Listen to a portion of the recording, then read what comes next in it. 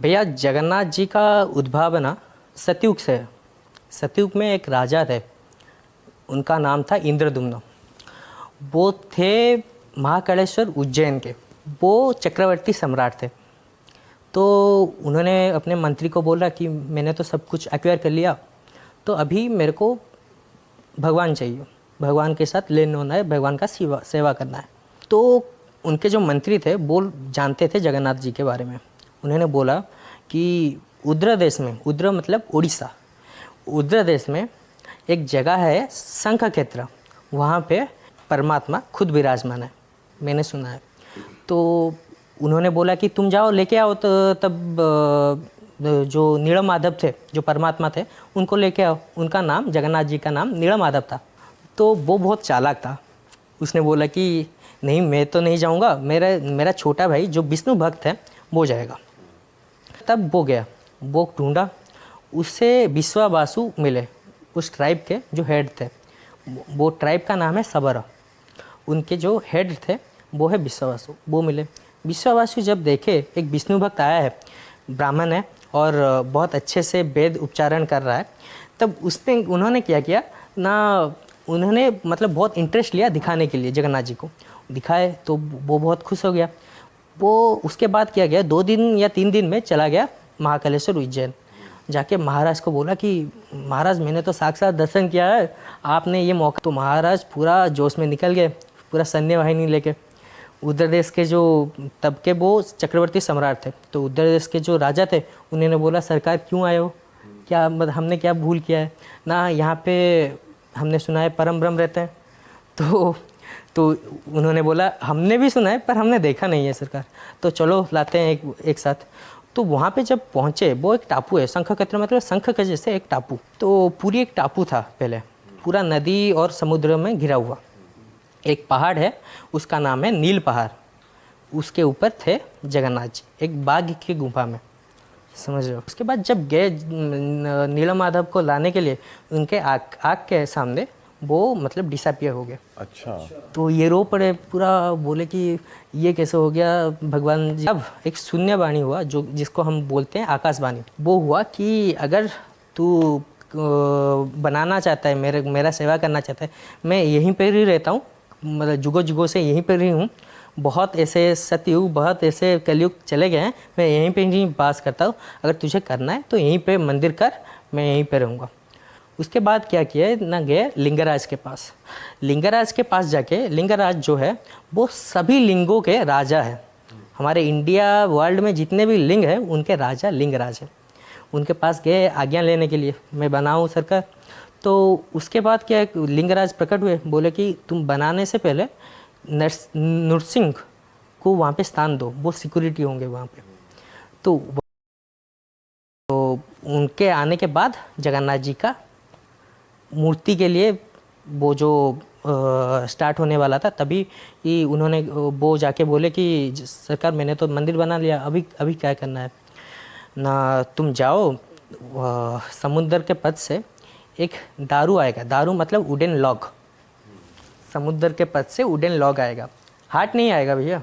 कृष्ण जी का हार्ट जो आया था वो नहीं है, वो वुडन लॉग आया था। वुडन लॉग से बनाना है चतुर्था मूर्ति। चतुर्था मूर्ति कौन कौन है? जगन्नाथ जी, बलभद्र जी, सुभद्रा जी और जो सुदर्शन चक्र, ये है चतुर्था मूर्ति। और पहले से ही चतुर्था मूर्ति थे, सतयुग का बात मैं अभी बोल रहा हूँ, समझ रहे हो, अभी कलयुग का बात नहीं बोल रहा, सतयुग से चारों मूर्ति थे। तो चारों मूर्ति बनाना है, अभी कैसे बनाए, कारपेंटर को बुला लिए, सब मतलब जो इंडिया में जितने भी अच्छे अच्छे कारपेंटर हैं उनको बुला लिए। तो क्या हुआ ना, कोई भी एक मतलब छेद भी नहीं कर पाया उस वुडन लॉग में। उसके बाद विश्वकर्मा जी एक वृद्ध के अवस्था में आए यहाँ पे और बोला कि मैं कर दूंगा पर मेरे को टाइम चाहिए, और वो एक रूम में लूँगा, उसको कोई खोलेगा नहीं, जब तक मैं कर रहा हूँ खोलेगा नहीं, मैं अपने आप ही बाहर आ जाऊँगा। मेरे को कुछ खाना नहीं चाहिए, मेरे को कुछ पीना नहीं चाहिए, मेरे को इनका मूर्ति खाली बनाना है। तो इन्होंने हाँ कर दिया, विवश है कि कोई तो नहीं कर सकता, कर लीजिए। तो ये जो गुंडीचा थी, गुंडीचा ये इनके पत्नी थी, इंद्रदुम्न का पत्नी थी। तो इंद्र जो गुंडीचा थी बहुत मतलब डिस्परेट थी कि कैसे भी ख़त्म हो, जगन्नाथ जी का उपासना हो। तो तब क्या हुआ, गुंडीचा माँ हर बार जाके सुनती थी कि वो आवाज़ आ रहा है कि नहीं, वो छेनी हथौड़ा का आवाज़ आ रहा है कि नहीं। तो हर बार आता था, कुछ दिनों के बाद कम आने लगा, कुछ दिनों के बाद नहीं आया।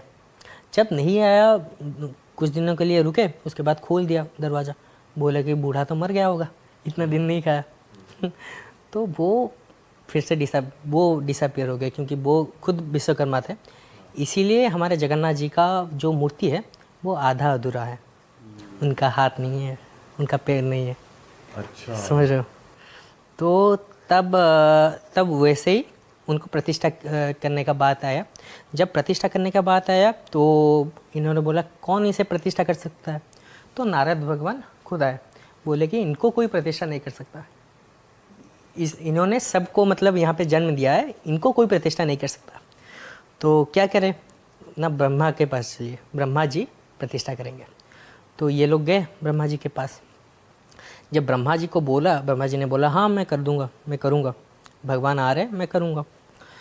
पर यहाँ पे तुम जो आए हो, यहाँ पे युग चला गया है, बहुत युग चला गया है, मतलब बीत गया है युग।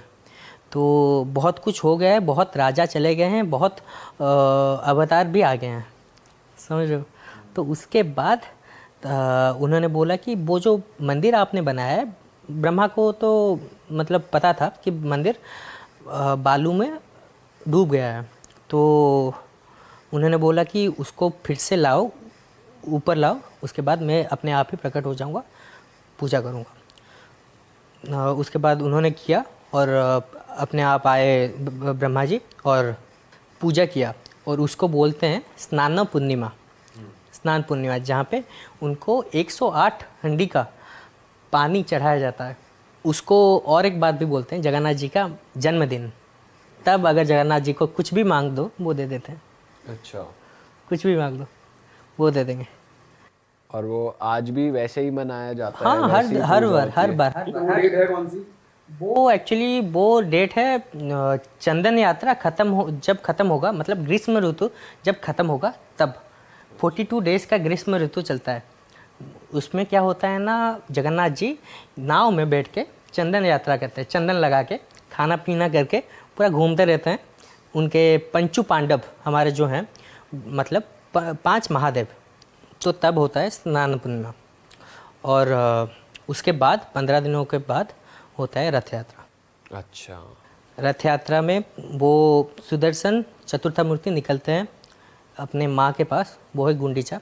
क्योंकि गुंडीचा ने एक वरदान मांगा था जगन्नाथ जी से कि मेरे स्वामी तो जा रहे हैं ऊपर, तो मैं तो बचूंगी नहीं, तो मेरे को एक वरदान चाहिए कि आप लोग हर बार आओगे यहाँ मेरे से मिलने के लिए। इसीलिए जगन्नाथ जी इधर आते हैं, मतलब गुंडीचा मंदिर आते हैं। अच्छा, वो रथ यात्रा होता इसीलिए निकाली जाती है? माँ का प्रेम पाने के लिए जाते हैं। अच्छा। गुंडीचा उनके मौसी माँ नहीं है, उनके मदर है। अच्छा। इसीलिए उनको मतलब इंद्रदुम्न और गुंडीचा को वो जो बोलते हैं ना, जो कुछ पिंड दान करते हैं, हम पूर्वज लोगों को दान करते हैं ना, वैसे ही करते हैं वहाँ पे हम लोग। तब जाके हम लोग मतलब पुरी के लोग और थोड़ा बाहर के लोग जो लोग जानते हैं वो लोग जाके वहाँ पे करते हैं। तो किसका पिंड दान करते हैं? जो राजा थे उनका? उनका। ओके।